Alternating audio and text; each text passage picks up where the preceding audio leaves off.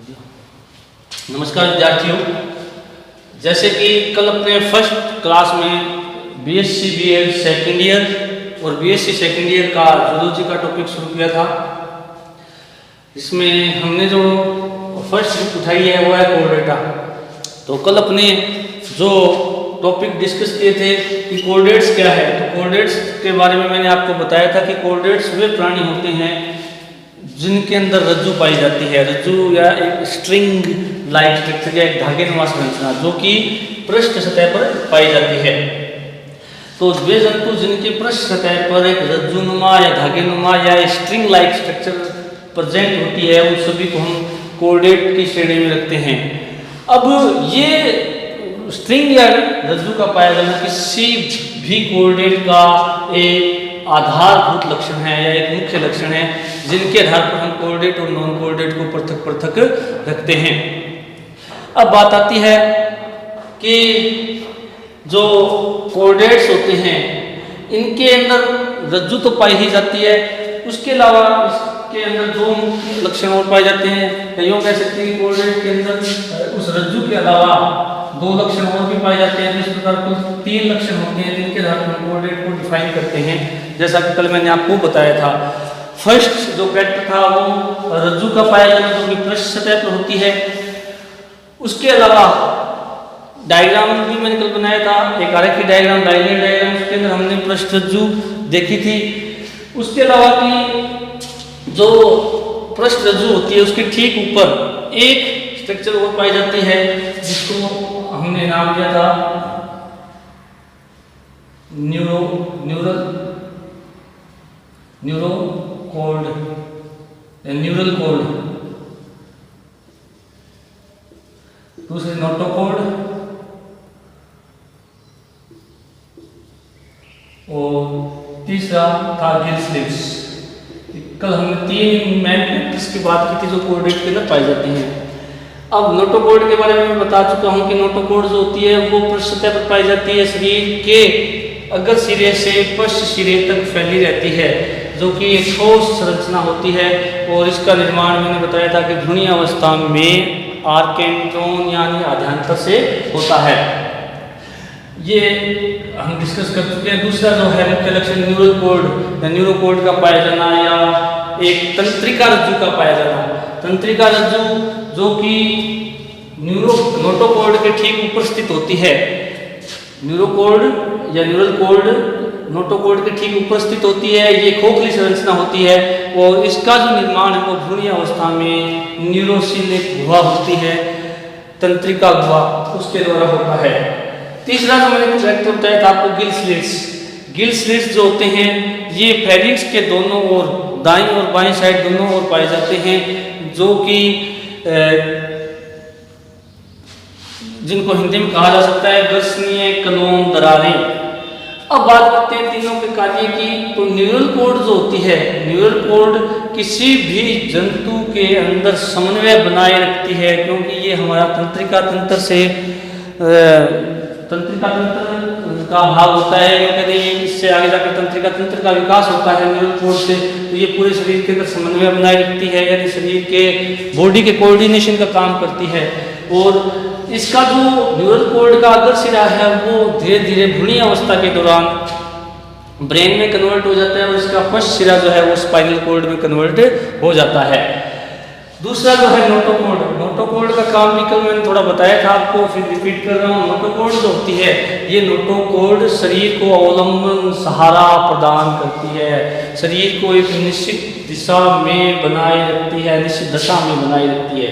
तीसरा है gill slits मैंने बताया था आपको कि ये जो होते हैं ये जरूरी नहीं कि प्रत्येक जंतु के अंदर प्रेजेंट रहे। जैसे मनुष्य के अंदर ये भ्रूणीय अवस्था में पाए जाते हैं। जैसे जैसे डेवलपमेंट पूरा होता है तो गिल स्लिट्स के स्थान पर गिल अपने लंग्स या फेफड़े उपस्थित होते हैं, इसलिए गिल स्लिट्स हमारी केवल भ्रूणीय अवस्था में पाए जाते हैं, जबकि मछलियों के अंदर ये जीवन भर उपस्थित रहते हैं। अब इनके यदि कार्य की हम बात करें तो गिल स्लिट्स का जो कार्य होता है, ये गिल स्लिट्स जो है ये श्वसन में सहायक होते हैं, क्योंकि गिल स्लिट्स का काम है श्वसन में सहायता करना। इसमें जो जल मुख से होकर के अंदर प्रवेश करता है, वो जल गिल स्लिट से होकर जब बाहर निकलता है तो वो गैसों का आदान प्रदान या यूँ कह सकते हैं गैसियस एक्सचेंज होता है। तो जिसका हम जिक्र आगे करेंगे, जिसको हम एम्फियोक्सिस है, हर्डमानिया है, उनके अंदर पूरा डिटेल में पढ़ेंगे। अब बात आती है कि ये जो तीनों कैरेक्टर है, इन तीन मूलभूत कैरेक्टर के आधार पर हम कोऑर्डिनेट्स को डिफाइन कर सकते हैं। कह सकते हैं ये तीन कैरेक्टर जंतुओं में अगर पाए जाए तो वो कोऑर्डिनेट्स कहलाते हैं।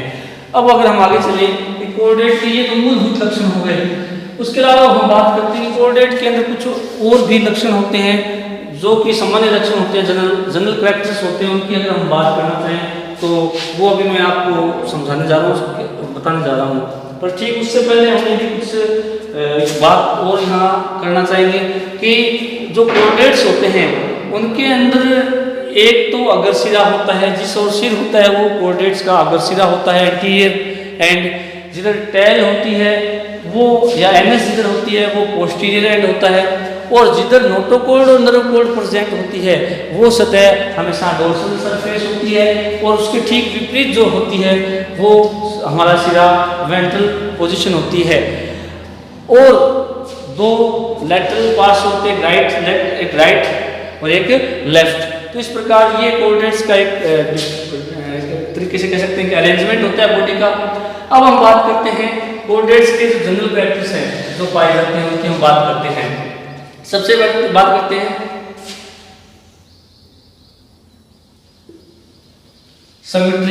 समिति।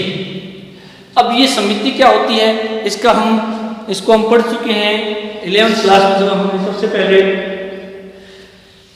बात की थी एनिमल्स की जब भी बात करेंगे तो हम समिति की बात करते हैं, समिति एंड सिमेट्री की बात जब हम करें तो सिमेट्री जंतुओं का वर्गीकरण का आधार है, क्लासिफिकेशन का भी आधार है। सिमेट्री एक जंतु को काटे जा सकने वाली एक काट है जिसका निर्धारण हमेशा मॉर्फोलॉजी के आधार पर होता है। यानी मॉर्फोलॉजी के आधार पर जंतु को यदि हम दो बराबर पार्ट्स में बांट सकें या दो बराबर भागों में बांट सकें तो उसकी समिति या सिमेट्री होती है। अब सिमेट्री के आधार पर आपने जंतु पढ़े होंगे, तीन प्रकार के होते हैं, एसिमेट्रिकल, रेडियल सिमेट्रिकल और बाइलेटरल। तो यहाँ पर हम चूंकि कोऑर्डिनेट पढ़ रहे हैं तो कोऑर्डिनेट की सिमेट्री बाइलेटरल होती है। अब कोऑर्डिनेट्स में क्या होता है कि मैंने अभी बताया आपको कि अग्र सिरा होता है, एंटीरियर एंड होता है, पोस्टीरियर एंड पश्च सिरा होता है। तो अब होता क्या है, और अग्र सिरा और पश्च सिरा होता है, उसके अलावा दो पार्श्व होते हैं, एक दायां पार्श्व एक बायां पार्श्व, यानी एक राइट एंड और एक लेफ्ट एंड होता है। अब यदि बाइलेटरल का मतलब क्या होता है, यदि हम कोई भी कोऑर्डिनेट जंतु को उसके अग्र सिरे से पश्च सिरे की ओर काटें, यानी जंतु को अगर सिरे से पश्च सिरे की ओर काटें तो वो दो बराबर भागों में बढ़ जाता है, और दोनों जो भाग होते हैं वो एक दूसरे के मिरर इमेज होते हैं। उस प्रकार की समिति को हम बाइलेटरल सिमेट्री कहते हैं, जो सभी कोऑर्डिनेट में पाई जाती है। अब बात आती है मेटामेरिज्म, विखंडी भवन। अब विखंडी भवन की मेटामेरिज्म की डेफिनेशन होती है कि शरीर का खंडों में बंटे होना, क्या कहलाता है, मेटामेरिज्म या विखंडी भवन। इसको हिंदी में कहा जाता है विखंडी भवन या खंडी भवन। अब खंडी भवन दो प्रकार का होता है, एक आभासी होता है, एक वास्तविक होता है। यहाँ पर ही हम कोऑर्डिनेट की बात कर रहे हैं, कोऑर्डिनेट के अंदर वास्तविक मेटामेरिज्म पाया जाता है। अब हमने अगर मेटामेरिज्म की बात करें तो ये तीन फाइलम के अंदर पाया जाता है। पहला फाइलम अपना होता है एनिलिडा, आर्थ्रोपोडा और कोर्डेटा। तीन फाइलम के अंदर मेटामेरिज्म पाया जाता है, जिसके अंदर एनालिडा और आर्थ्रोपोडा की यदि बात करें तो उनके अंदर केवल हवासी होता है, और अपने यदि कोऑर्डिनेट की बात करें तो उनमें ट्रू होता है। क्योंकि ये जो ट्रू मेटामेरिज्म होता है इसमें शरीर के आंतरिक अंग भी खंडों में बंटे होते हैं। जैसे हम अगर हमारी वर्टिब्रल कॉलम को देखें तो वर्टिब्रल कॉलम के अंदर हमें छोटे छोटे सेगमेंट्स दिखाई देते हैं जो कि मेटामेरिज्म को शो करते हैं, इसलिए हमारे अंदर ट्रू प्रकार का मेटामेरिज्म पाया जाता है। अब देखो तीसरा जो पॉइंट है पोस्ट एनल टेल, ये पाई जाती है। यानी पोस्ट एनल टेल का मतलब ये होता है कि पूंछ प्रेजेंट होती है, जो कि कहाँ पर प्रेजेंट होती है, एनएस के ठीक पीछे की ओर प्रेजेंट होती है। अब इस कारण इसको कोऑर्डिनेट के अंदर ये विशेषता होती है, इसलिए इसको कहा जाता है पोस्ट एनल टेल। हालांकि कुछ कोऑर्डिनेट्स जिसके अंदर केवल इसकी वर्टिब्री पाई जाती है, जैसे मनुष्य के अंदर कोक्सा, सैकेरम और कोक्सा नामक वर्टिब्रीज पाई जाती है, जो हमें शो करती है कि हमारे पूर्वजों के अंदर पूंछ मौजूद थी। उसके अलावा ऑर्गेनाइजेशन की अगर हम बात करें, फोर्थ टॉपिक ऑर्गेनाइजेशन, संगठन स्तर शरीर का। अब यदि संगठन की अगर हम बात करें तो संगठन हमारा होता है ऑर्गन सिस्टम टाइप, क्योंकि ऑर्गेनाइजेशन जो होता है ये हमने वर्गीकरण के अंदर पढ़ा था, या यूँ कहते हैं कि इवोल्यूशन के अंदर पढ़ा था, या जैव विकास के अंदर पढ़ा हुआ है ऑर्गेनाइजेशन। जब भी हम इवोल्यूशन की बात करते हैं, जैव विकास की बात करते हैं, तो वहाँ पर ऑर्गेनाइजेशन को सबसे पहले देखा जाता है कि जंतु का ऑर्गेनाइजेशन किस लेवल का है या किस प्रकार का है। जैसे हमने 11th में, 12th में या फर्स्ट ईयर में पढ़ा है कि शरीर, जिसको हिंदी में हम कहते हैं शरीर संगठन, शरीर संगठन किस प्रकार का है। शरीर संगठन कोशिकीय प्रकार, एक कोशिकीय प्रकार का है या बहुकोशिकीय प्रकार का है, ये हमने पढ़ा हुआ है। तो एक कोशिकीय के अंदर जैसे प्रोटोजोआ आते हैं, बहुकोशिकीय के अंदर पोरीफेरा से लेकर के सभी नोटोकोल्ड, नॉन कोल्डेट और सभी कोल्डेट बहुकोशिकीय के अंदर आते हैं। तो ऑर्गेनाइजेशन ये बताता है किसी भी जंतु का कि वो जंतु कितना विकसित है, या शरीर का संगठन ये बताता है कि जंतु जटिल है या सरल प्रकार का है। तो यदि हम कोल्डेट की बात करें तो फर्स्ट ईयर में हमने पढ़ा था, जैसे जैसे हम protozoa, porifera, coelenterata, platyhelminthes, aschelminthes, annelida, arthropoda, mollusca, उन सब की हमने बात की थी। मोलस्का के बाद में काइनोडर्मेटा की बात की थी, काइनोडर्मेटा के बाद में हेमिकोल्डेट आते हैं, हेमिकोल्डेटा के बाद में कोल्डेट्स आते हैं। तो हम जैसे जैसे प्रोटोजोआ से काइनोडर्मेटा की हो जाते हैं, तो हमने बात की थी कि शरीर का जो संगठन है वो जटिल होता जाता है, कॉम्प्लेक्स होता जाता है। और इसके अंदर यदि हम बात करें सरल, और ये भी हमें वर्गीकरण भी हमें बताता है कि सरल जीवों से जटिल जीवों का विकास हुआ है, जो कि जैव विकास को शो करता है। इसका मतलब ये है कि कोल्डेट सबसे विकसित प्रकार के जंतु है, और उनका जो शरीर संगठन होता है वो ऑर्गन सिस्टम टाइप का होता है। क्योंकि हमने 11th में और फर्स्ट ईयर में ये देखा है कि कोशिकाएं, सेल, टिश्यू, ऑर्गन और ऑर्गन सिस्टम फिर बॉडी। हम देखते हैं कि कुछ जंतु जिनके अंदर केवल कोशिकीय स्तर का संगठन होता है, कुछ जंतुओं के अंदर ऊतक स्तर का संगठन होता है, कुछ जंतुओं के अंदर ऑर्गन स्तर का संगठन होता है, और कुछ जंतुओं के अंदर ऑर्गन सिस्टम, दोनों प्रकार का संगठन पाया जाता है।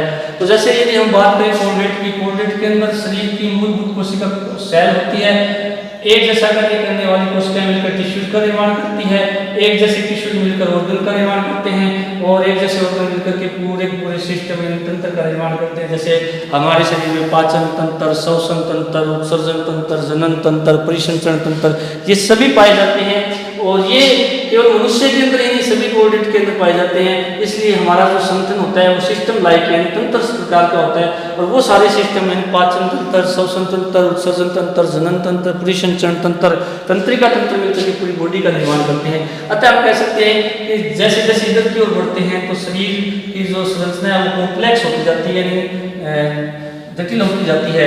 इसलिए कोल्डेट्स जो होते हैं उनको शरीर का संगठन ऑर्गन सिस्टम टाइप का होता है, जिससे हमें ये पता लगता है कि हमारा जो शरीर है वो बहुत अधिक जटिल है। अब बात करते हैं जर्म लेयर, ट्रिप्लोब्लास्टिक। अब पहली बात तो ये जर्म लेयर क्या होती है, इनके बारे में मैं थोड़ा सा आपको बता देता हूँ। जर्म लेयर का मतलब ये होता है कि जैसे यदि हम डेवलपमेंट को देखते हैं, कोई भी जंतु का यदि हम डेवलपमेंट देखें तो डेवलपमेंट के दौरान हम देखते हैं कि उसमें सबसे पहले स्पर्मेटोजेनेसिस और oogenesis की घटना होती है। स्पर्मेटोजेनेसिस की जो घटना होती है वो टेस्टिस के अंदर होती है, oogenesis की जो घटना होती है वो ओवरी के अंदर होती है। टेस्टिस और ओवरी से स्पर्म और ओवा बनते हैं दोनों घटनाओं के दौरान, और बनने के बाद में फर्टिलाइजेशन की घटना होती है। फर्टिलाइजेशन के बाद में हम देखते हैं जाइगोट बनता है, जाइगोट के बाद में हम देखते हैं मोरुला बनता है, मोरुला के बाद में ब्लास्टुला, और ब्लास्टुला के बाद में गैस्टुला बनता है। अब देखिएगा ये बात हमने पढ़ी हुई भी है 11th में भी, फर्स्ट ईयर में, कि जैसे ही जाइगोट बनता है तो जाइगोट के अंदर समसूत्री विभाजन होते हैं और जिनको विदलन कहा जाता है। तो विदलन से जो बनने वाली कोशिकाएं हैं उनको हम ब्लास्टोमियर्स कहते हैं, ब्लास्टोमियर्स, या हिंदी में अगर हम बोले तो कोरक कोशिकाएं कहते हैं। अब ये ब्लास्टोमियर्स या कोरक कोशिकाएं जो होती हैं, ये कोरक कोशिकाएं या ब्लास्टोमियर्स होती हैं, ये आगे जाकर के इनकी संख्या बढ़ती जाती है क्योंकि इनमें डिवीजन जो है वो समसूत्री होते हैं, तो बढ़ती जाएगी संख्याएं। अब होता क्या है कि ब्लास्टुलावस्था के दौरान एक गुहा बनती है जिसको ब्लास्टोसील कहते हैं और इनकी संख्या भी बढ़ जाएगी और उस अवस्था को हम ब्लास्टुलावस्था कहते हैं। अब नेक्स्ट स्टेज आती है गैस्ट्रुला। गैस्ट्रुला में ब्लास्टोमियर्स की संख्या बढ़ जाती है। बढ़ने के दौरान ब्लास्टोमियर अपने आप को अरेंज कर देती है बाहर की ओर, बीच में और अंदर की ओर। तो इस प्रकार से इन कोशिकाओं की 3 लेयर बनती है, एक बाहर की ओर, एक बीच में और एक अंदर की ओर। सबसे पहले अंदर की ओर की बनती है, फिर बाहर की ओर की और फिर बीच की। बाहर की ओर की जो लेयर होती है उसको हम कहते हैं एक्टोड्रम, उसको हम कहते हैं एक्टोड्रम। बीच में जो होती है उसको हम कहते हैं मेसोड्रम और जो अंदर की ओर होती है उसको कहते हैं हम एंडोड्रम। यानी यूँ कह सकते हैं कि भ्रूणीय अवस्था जब आती है तो उसके अंदर कोरक कोशिकाओं की या ब्लास्टोमियर की 3 लेयर्स बनती है, बाहर की ओर एक्टोड्रम, बीच में मेसोड्रम और सबसे अंदर की ओर एंडोड्रम बनती है। अब देखिए इन तीनों को ही जर्म लेयर्स कहा जाता है, इन तीनों को ही जर्म लेयर्स कहा जाता है। जनन स्तर बोलते हैं, हिंदी में इसको कह सकते हैं हम जनन स्तर, हिंदी में इनको बोल सकते हैं जनन स्तर। अब होता क्या है कि कुछ जंतुओं के अंदर ये लेयर केवल 2 ही होती हैं, एक्टोड्रम और एंडोड्रम, तो उनको हम कहते हैं डिप्लोब्लास्टिक एनिमल्स, उनको हम कहते हैं डिप्लोब्लास्टिक। और जिनके अंदर ये तीनों लेयर होती हैं, एक्टोड्रम, एंडोड्रम और मेसोड्रम, तीनों लेयर होती है, उनको बोला जाता है ट्रिप्लोब्लास्टिक। अब मैं आपको ये भी बता देता हूँ इन तीनों लेयर्स का कार्य क्या है। ये तीनों लेयर्स आगे जाकर के भ्रूण के अंदर विभिन्न अंगों का निर्माण करती है, जिसके द्वारा हम शरीर के अंदर अंगों को देख पाते हैं या शरीर के अंगों का निर्माण इन्हीं तीनों लेयर से होता है।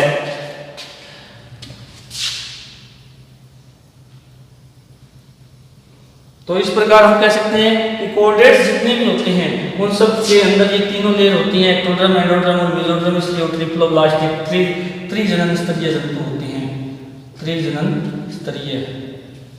या यूँ कह सकते हैं कि इसका नाम कुछ बुक्स में दिया गया 3 चरम स्तर पाए जाते हैं, एक चीज है। अब बात आती है सीलोम। अब सीलोम और जर्म लेयर दोनों का एक दूसरे से जुड़ाव होता है। जुड़ाव इसलिए होता है क्योंकि सीलोम 2 तरह की होती है, एक जंतु जिनके द्वारा जंतु का वर्गीकरण भी किया गया। मैं आपको ये भी बताता हूँ कि जर्म लेयर और सीलोम के द्वारा जंतुओं को क्लासीफाई भी किया गया है, केवल इसका क्लासिफिकेशन का भी मुख्य आधार जो आपने फर्स्ट ईयर में पढ़ा है। अब देखिएगा कि सीलोम 2 प्रकार की होती है, एक होती है वास्तविक, एक होती है आभासी। एक होती यानी सीलोम के द्वारा जंतु 3 प्रकार के होते हैं, एक हुई है जंतु, आभासी हुई है और वास्तविक हुई है। ये आपने फर्स्ट क्लास में पढ़ा है अच्छे से। यानी एसिलोमेट एनिमल, सूडोसिलोमेट और ये है ट्रियोसिलोमेट। अब देखिएगा कि इन तीनों में डिफरेंस क्या है, फर्स्ट क्लास में पढ़ा है। अब देखो ये जर्म लेयर्स जो होती है उनका इसका आपस में संबंध होता है कि वे जंतु जिसके अंदर, अब देखो पहली बात तो हम देह गुहा की बात करते हैं, तो देह गुहा की आपने परिभाषा आज तक पढ़ी है कि आहार नाल और देह भित्ति के बीच का जो खाली स्थान होता है वो देह गुहा कहलाता है। हमने छोटी क्लासों के अंदर ये परिभाषा पढ़ी है। पर वास्तविक परिभाषा क्या होती है कि आहार नाल और देह भित्ति के बीच का वह भाग जो कि मेसोड्रम से स्थित होता है, उस स्थान को या उस भाग को हम सीलोम या देह गुहा कहते हैं। कि आहार नाल और देह भित्ति के बीच का, मैं रिपीट कर रहा हूँ, आहार नाल और देह भित्ति के बीच का भाग जो कि मेसोड्रम से स्थित होता है, मेसोड्रम से स्थित होने वाला भाग या गुहा ही क्या कहलाती है, देह गुहा कहलाती है वास्तव में। तो इसकी ये परिभाषा है। तो अब देखिएगा, तो वे जंतु, अब नाम से क्लियर हो रहा है, जिसके अंदर गुहा नहीं पाई जाती। अब जिन जंतुओं के अंदर क्या होता है, आहार नाल और देह भित्ति के बीच का जो भाग होता है वहाँ पर मेसोड्रमल टिश्यूज भरे होते हैं, तो वो जंतु जिनमें अब उनमें गुहा होती नहीं है, खाली स्थान टिश्यू से भरा होता है, इसलिए जंतु एगुए कहलाते हैं। दूसरे जंतु होते हैं स्यूडोसिलोमेट। स्यूडोसिलोमेट में यानी वे जंतु जिनके अंदर मेसोडर्म पाई तो जाती है परंतु पूर्णतया नहीं पाई जाती है, या यूँ कहते हैं कि स्यूडोसिलोमेट जंतुओं के अंदर आहारनाल और देह भित्ति के बीच में कहीं कहीं पर ही मेसोडर्म पाई जाती है। इसलिए मेसोडर्म पाई भी जाती है, नहीं पाई जाती, केवल उपस्थित होने का मेसोडर्म के होने का आभास होता है, इसलिए इन जंतुओं को आभासी देह ये कहते हैं। और इसका उदाहरण है स्केलमेंथिस किस्म के जंतु है। उसके बाद देखिएगा तीसरे जो जंतु होते हैं ट्रियोसिलेमिक जंतु, वास्तविक गुहैया जंतु, जो सारे कोर्डेट होते हैं। इनके अंदर क्या होता है कि आहारनाल और देह भित्ति जो होती है उसके बीच में मेसोडर्म पाई जाती है। अब देखिए हमने बात की थी कि जिनके अंदर केवल 2 ही लेयर पाई जाए वो डिप्लोब्लास्टिक थे, यहाँ पर हमने बात की, और जिनके अंदर 3 लेयर पाई जाती है एक्टोडर्म, एंडोडर्म और मेसोडर्म, वो जंतु क्या होते हैं त्रिजनन स्तरीय। इसका मतलब त्रिजनन स्तरीय जंतु सारे के सारे वास्तविक देह गुहैया होते हैं, क्योंकि इनके अंदर आहारनाल और देह भित्ति के बीच में मेसोडर्म अस्तित्व रहती है। अब ये हमारा टॉपिक यहाँ तक हो गया। अब नेक्स्ट पॉइंट देखिएगा। नेक्स्ट पॉइंट में हम देख सकते हैं कि नोटोकॉर्ड। अब नोटोकॉर्ड की बात मैंने कल भी बताई थी, आज स्टार्टिंग में भी मैंने की थी आपसे कि नोटोकॉर्ड पाया जाता है क्योंकि ये कोर्डेट का मूल लक्षण है, आधारीय लक्षण है नोटोकॉर्ड का पाया जाना, पृष्ठ रज्जु का पाया जाना। क्योंकि हम कोर्डेट को डिफाइन इसी के आधार पर कर सकते हैं कि नोटोकॉर्ड अगर है तो कोर्डेट है, अगर नहीं है तो नॉन कोर्डेट है। तो नोटोकॉर्ड पाई जाती है। अब मैंने कल एक बात बताई थी आपको कि सभी कोर्डेट वर्टिब्रेट नहीं है, परंतु सभी वर्टिब्रेट कोर्डेट है। क्यों? क्योंकि कुछ जंतुओं के अंदर जो नोटोकॉर्ड होती है वो जीवन भर धागिनुमा अवस्था के रूप में रहती है, रज्जु के रूप में रहती है, या स्ट्रिंग लाइक स्ट्रिंग स्टेज में रहती है। परंतु कुछ जंतुओं के अंदर जो नोटोकॉर्ड होती है वो भ्रूणीय डेवलपमेंट के दौरान या भ्रूणीय डेवलपमेंट के दौरान वर्टिब्रल कॉलम यानी रीढ़ की हड्डी में चेंज हो जाती है। इसलिए हम कह सकते हैं कि सभी कोर्डेट वर्टिब्रेट नहीं होते हैं, परंतु सभी वर्टिब्रेट पहले कोर्डेट होते हैं, क्योंकि सभी जिन जंतुओं के अंदर वर्टिब्रल कॉलम पाई जाती है उन सभी जंतुओं के अंदर पहले नोटोकॉर्ड प्रेजेंट होती है, क्योंकि नोटोकॉर्ड ही आगे रूपांतरित होकर के रीढ़ की हड्डी या वर्टिब्रल कॉलम का निर्माण करती है। अब देखिएगा, तो ये बात तो कहने की बताने की यहाँ जरूरत ही नहीं है, क्योंकि ये हमने आधारभूत मूलभूत लक्षण में पढ़ लिया। इसके अगला है गट्टी आद्यांतर या आंतर पाई जाती है और पूर्ण होती है, क्योंकि हमारे अंदर माउथ भी होता है और एनस भी होता है। वे जंतु जिनके अंदर केवल मुख पाया जाए, एनस नहीं पाई जाए, वे जंतु की जो आहारनाल होती है वो इनकम्प्लीट होती है। जैसे इसका एग्जांपल आपने प्लेटियलमेंथिस देखा था फर्स्ट ईयर में, केवल माउथ होता है, गुदा या एनस नहीं पाई जाती। हमारी गट्टी आद्यांतर या डाइजेस्टिव सिस्टम होता है पूर्ण होता है, क्योंकि हमारे अंदर एंटीरियर पोजीशन पे माउथ पाया जाता है और पोस्टीरियर पोजीशन पे एनस पाई जाती है।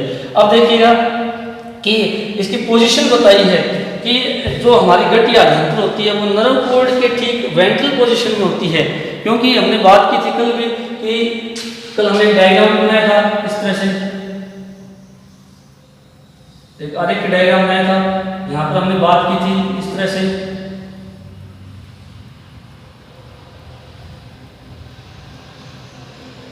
यहाँ हमने कल देखो नर्व कॉर्ड बनाई थी, इसके नीचे जस्ट नीचे नोटोकॉर्ड बनाई थी, यहाँ पर गिल स्लिट्स बनाए थे। तो देखो ये नर्व कॉर्ड होगी, ये नोटोकॉर्ड हो गया, और ये देखिएगा गट्टी आद्यांतर होती है, ये माउथ है और ये एनस होती है, ये फेरिंक्स होती है। अब देखिएगा हम इसमें ये लिखा है मैंने ventral position of nerve cord. ये देखिए डोर्सल पोजीशन, एनिमल की डोर्सल पोजीशन ये है, वेंट्रल पोजीशन ये एनिमल की। तो एनिमल की जो डोर्सल पोजीशन है वहाँ पर नर्व कॉर्ड है, और एनिमल की जो वेंट्रल पोजीशन है उसके अंदर हमारी गट्टी आद्यांतर या पाचन तंत्र पाया जाता है।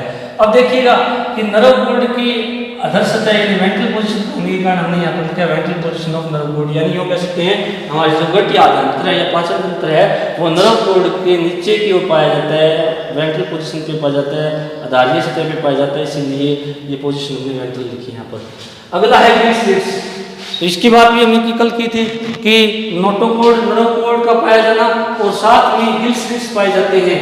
अब देखिएगा ये हम देख सकते हैं फेरिंक्स है, फेरिंक्स के दोनों यानी लेफ्ट साइड में भी राइट साइड में भी फेरिंक्स के गिल स्लिट्स पाए जाते हैं, यानी घर्षण कलोन दरारें पाई जाती हैं। और ये हमने देखा present in any stage of life, यानी कि अभी देखिए क्या होता है कि जरूरी नहीं है कि गिल स्लिट्स जीवन की हर अवस्था में पाए जाएं, जीवन की हर अवस्था में पाए जाएं वो जरूरी नहीं है। गिल स्लिट्स की बात हो रही है केवल यहाँ पर। अब गिल स्लिट्स पाए जरूर जाते हैं क्योंकि वो कोर्डेट्स का मुख्य लक्षण है, पाए जाएंगे जीवन की किसी न किसी अवस्था। किसी का मतलब ये है कि या तो लार्वावस्था में या भ्रूणी अवस्था में या वयस्क अवस्था में क्या है ये पाए जाते हैं। और यदि पाए जाएंगे गिल स्लिट्स जीवन की हर अवस्था में पाए जाएंगे, जीवन की हर अवस्था में पाए जाएंगे और जरूरी नहीं है। गिल स्लिट्स की बात हो रही है केवल यहाँ पर। अब गिल स्लिट्स पाए जरूर जाते हैं क्योंकि वो कोर्डेट्स का मुख्य लक्षण है, पाए जाएंगे जीवन की किसी न किसी अवस्था। किसी का मतलब ये है कि या तो लार्वावस्था में या भ्रूणी अवस्था में या वयस्क अवस्था में क्या है ये पाए जाते हैं। और यदि पाए जाएंगे तभी हम उनको कोर्डेट बोलेंगे। तो आप देखिएगा जैसे अब मैं मनुष्य का एग्जाम्पल ले लेता हूँ कि हमारे अंदर गिल स्लिट्स पाई जाती हैं केवल भ्रूणी अवस्था में। जैसे जैसे डेवलपमेंट और आगे बढ़ता है तो हमारे अंदर गिल स्लिट्स समाप्त हो जाते हैं या बंद हो जाते हैं, उनकी जगह हमारे लंग्स का यानी फेफड़ों का निर्माण हो जाता है। अब मैंने कल भी बताया था, सुबह भी बताया थोड़ी देर पहले कि गिल स्लिट्स का कार्य क्या है। गिल स्लिट्स का कार्य होता है श्वसन में सहायता करना। जैसे हम ये बात करें, जैसे ये एक एनिमल है तो यहाँ से होकर के जल प्रवेश करेगा, ये माउथ है, माउथ से जल बक्कल कैविटी में आता है, बक्कल कैविटी से फेरिंक्स में आता है। अब देखिएगा जो जल अंदर प्रवेश करता है उसके अंदर क्या क्या है, ऑक्सीजन होती है और फूड पार्टिकल्स होती हैं। अब होता क्या है कि जो जल अंदर प्रवेश किया उसके अंदर फूड पार्टिकल और ऑक्सीजन है। अब ये जल क्या होता है कि गिल स्लिट से होकर बाहर निकल जाता है।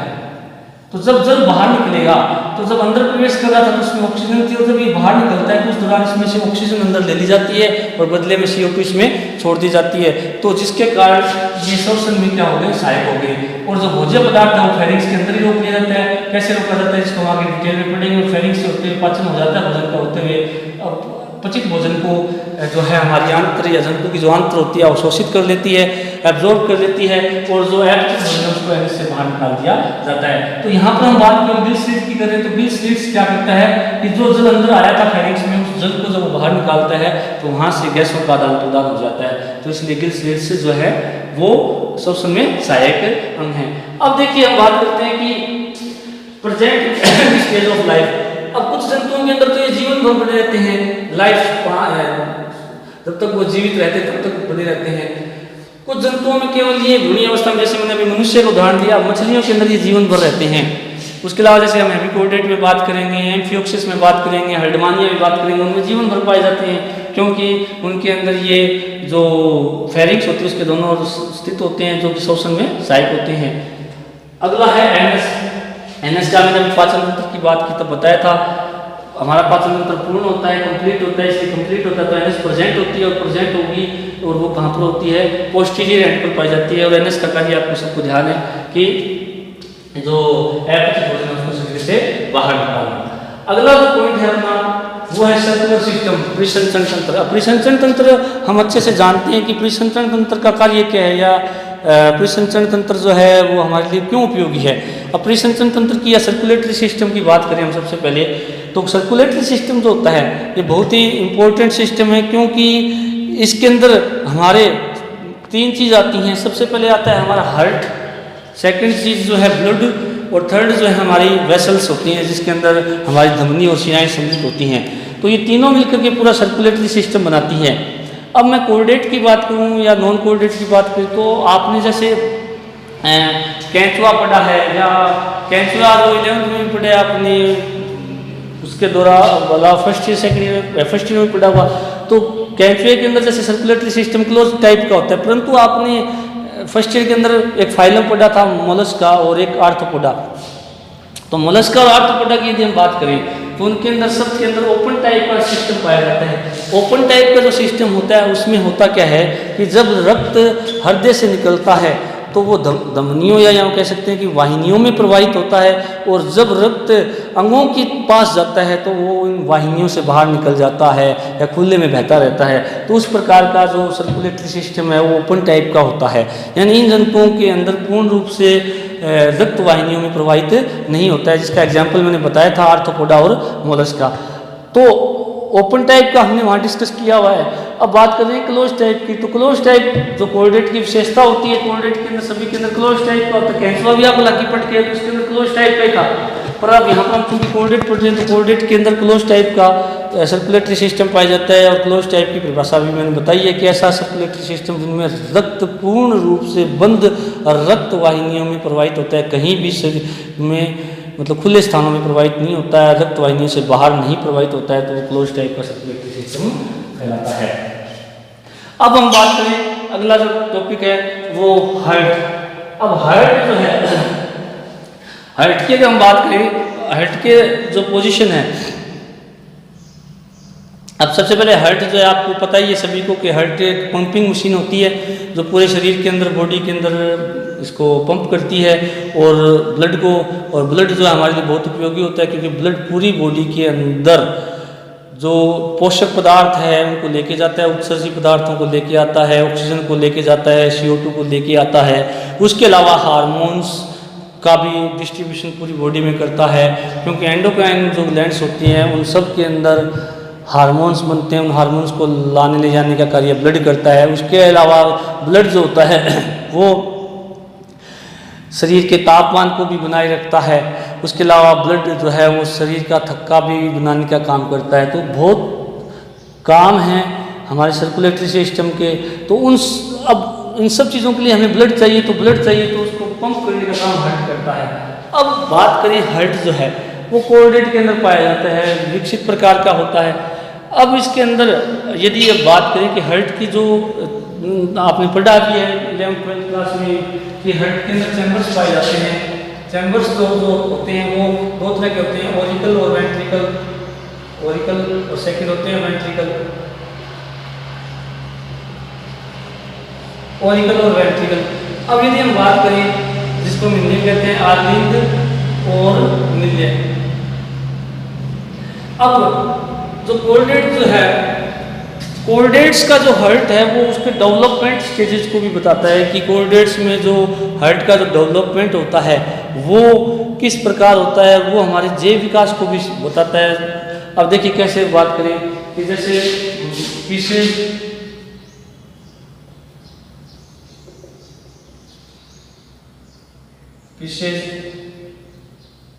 एम्फीबिया, रेप्टाइल्स, उसके बाद में एबिस, फिर मैमेलिया। अब यदि हम बात करें फिशेज, फिशेज के अंदर केवल दो ही चैम्बर होते हैं, एक आर्लिंग और एक निल्य। एम्फीबिया, एम्फीबिया के अंदर 3 चैम्बर होते हैं,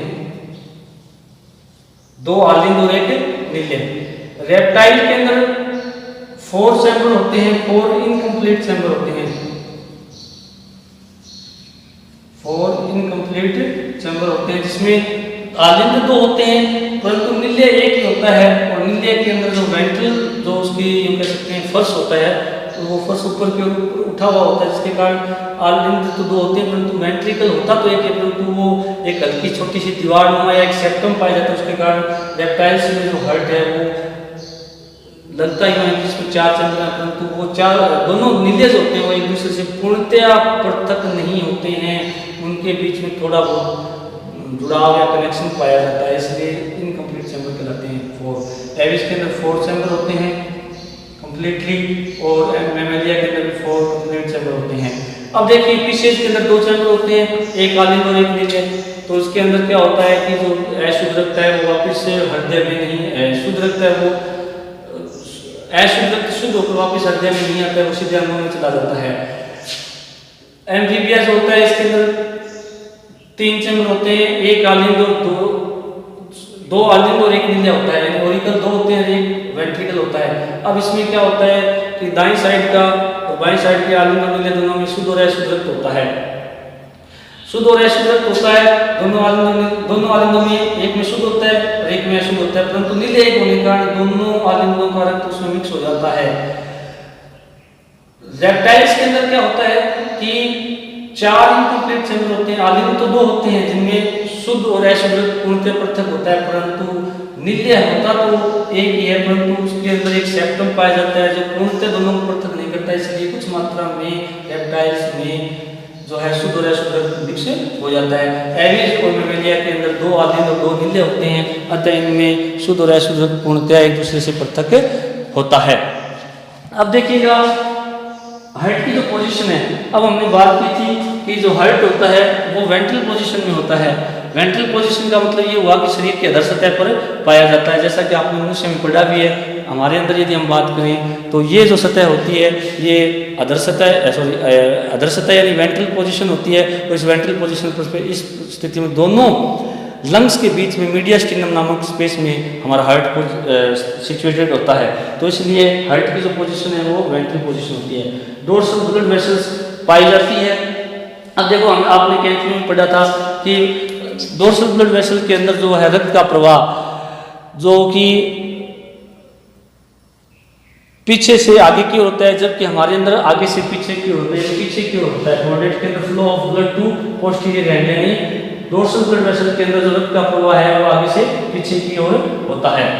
अब आती है बात हिपैटिक पोर्टल सिस्टम। अब मैं थोड़ा सा ये बताना चाहूँगा कि हिपैटिक पोर्टल सिस्टम क्या होता है। या सबसे पहले बात करें हम पोर्टल सिस्टम, जिसको हम निवाई का उपतंत्र कहते हैं। अब निवाई का उपतंत्र क्या होता है इसकी बात थोड़ा आपको बताना चाहूँगा पहले कि जब किसी अंग का शुद्ध रक्त तो उस अंग की वाहिनियों द्वारा ले जाया जाता है उस अंग में, परंतु उस अंग से वापस उसका अशुद्ध रक्त किसी अन्य अंग की वाहिनियां लेकर जाएं तो उस तंत्र को हम कहते हैं पोर्टल सिस्टम यानी निवाहिका उपतंत्र। यानी कि किसी अंग में शुद्ध रक्त उसकी खुद की वाहिनियां ले जाएं, परंतु उस अंग का अशुद्ध रक्त वापिस किसी अन्य अंग की वाहिनियों द्वारा ले जाया जाए तो उसको हम पोर्टल सिस्टम निवाहिका उपतंत्र कहते हैं। अब हमारे अंदर पाया जाता है हिपैटिक पोर्टल सिस्टम, यकृत निवाहिका उपतंत्र। क्या होता है इसका मतलब देखिएगा कि हमारे शरीर के अंदर पाचन तंत्र जो होता है उस पाचन तंत्र में शुद्ध रक्त लाने के लिए खुद की वाहिनियां होती हैं, परंतु जब उस पाचन तंत्र से अशुद्ध रक्त वापस हृदय में जाता है तो वो पहले हमारे लीवर यानी हिपैटिक सिस्टम यानी लीवर में ले जाया जाता है और लीवर उस रक्त को वापस छान करके हृदय में पहुंचाता है। तो हमारे अंदर इस प्रकार का सिस्टम पाया जाता है, इसलिए इसको हम हिपैटिक पोर्टल सिस्टम कहते हैं, जो कि हमारे अंदर प्रेजेंट होता है। अब बात करते हैं हीमोग्लोबिन की। तो हीमोग्लोबिन हमारे तो देखिएगा हीमोग्लोबिन हमारे अंदर पाया जाता है। अब हमारे अंदर आपने ब्लड के अंदर पढ़े होंगे 3 प्रकार के कोशिकाएं पाई जाती है, आरबीसी, डब्ल्यूबीसी और ब्लड प्लेटलेट्स पाई जाती है। आरबीसी का कार्य आपने पढ़ा है कि ऑक्सीजन का परिवहन किया जाता है, और डब्ल्यूबीसी है जो हमारी रोग प्रतिरोधक क्षमता को बनाती है, प्लेटलेट्स जो कि हमारे शरीर के अंदर रक्त का थक्का बनाते हैं। अब देखिएगा आरबीसी के अंदर विहीन न्यूक्लियस लेस सेल्स होती हैं, न्यूक्लियस नहीं पाया जाता। क्यों नहीं पाया जाता? क्योंकि हीमोग्लोबिन होता है, हीमोग्लोबिन ब्लड पिगमेंट होता है जिसके कारण ब्लड का रंग भी लाल होता है। और हीमोग्लोबिन के द्वारा 98% ऑक्सीजन का फ्लो किया जाता है लंग्स से ऑर्गन्स की ओर, यानी फेफड़ों से अंगों की ओर। अब देखिएगा आपने कैंसर में पढ़ा था कि कैंसर के अंदर भी हीमोग्लोबिन पाया जाता है, परंतु वो प्लाज्मा में पाया जाता है, ब्लड प्लाज्मा में पाया जाता है, ब्लड प्लाज्मा में पाया जाता है। जबकि हमारे अंदर जो हीमोग्लोबिन होता है कोऑर्डिनेट में वो आरबीसी के अंदर पाया जाता है, इसलिए आरबीसी जो है के अंदर विहीन सेल्स होती है। अब बात करते हैं रिप्रोडक्शन। और रिप्रोडक्शन की बात करें कोऑर्डिनेट्स के अंदर तो रिप्रोडक्शन पाया जाता है 2 तरह का रिप्रोडक्शन आपने पढ़ा है, सेक्सुअल और सेक्सुअल। एनिमल्स के अंदर 2 तरह का होता है, सेक्सुअल और सेक्सुअल यानी अलैंगिक और लैंगिक। अब हम कोऑर्डिनेट की बात करें तो कोऑर्डिनेट के अंदर मैक्सिमम जो रिप्रोडक्शन होता है वो सेक्सुअल रिप्रोडक्शन होता है, और लैंगिक जो रिप्रोडक्शन होता है उसके लिए आपने पढ़ा होगा कि इन जो लैंगिक जनन करने वाले जंतु हैं इनके अंदर यूँ कह सकते हैं 2 प्रकार के जननांग पाए जाते हैं। नर जननांग वर्षण यानी टेस्टिस होते हैं, मादा जननांग यानी ओवरी होती है, और इनके अंदर स्पर्मेटोजेनेसिस और oogenesis द्वारा स्पर्म और ओवा का निर्माण होता है। तो अच्छा, इन जंतुओं के अंदर अधिकतर ये भी होता है कि नर और मादा दोनों अलग अलग होते हैं, परंतु कुछ अपवाद भी है, यानी कि हर्मोफ्रोडाइट एनिमल्स भी पाए जाते हैं, उभयलिंगी जंतु भी पाए जाते हैं, जिसमें केंचुआ आप पढ़ गए हैं। केंचुए के अंदर एक ही जंतु के अंदर नर और मादा दोनों जननांग पाए जाते हैं। होता तो उसमें भी सेक्सुअल रिप्रोडक्शन है, परंतु नर और मादा जननांग दोनों एक ही केंचुए में होने के कारण उसको उभयलिंगी कहते हैं। जबकि मैक्सिमम जो कोऑर्डिनेट्स होते हैं उनके अंदर नर और मादा दोनों अलग अलग होते हैं, उनमें रिप्रोडक्शन सेक्सुअल पाया जाता है, यानी गैमेट फॉर्मेशन होता है। और इनमें गैमेट फॉर्मेशन जब होता है सेक्सुअल रिप्रोडक्शन में तो अर्धसूत्री विभाजन की क्रिया संपन्न होती है। अब बात आती है टेम्परेचर के हिसाब से। टेम्परेचर के हिसाब से दो प्रकार के होते हैं, कोल्ड ब्लडेड और वार्म ब्लडेड। कोल्ड ब्लडेड जिनको हम असमतापी कहते हैं और वार्म ब्लडेड जिनको हम क्या कहते हैं, समतापी कहते हैं।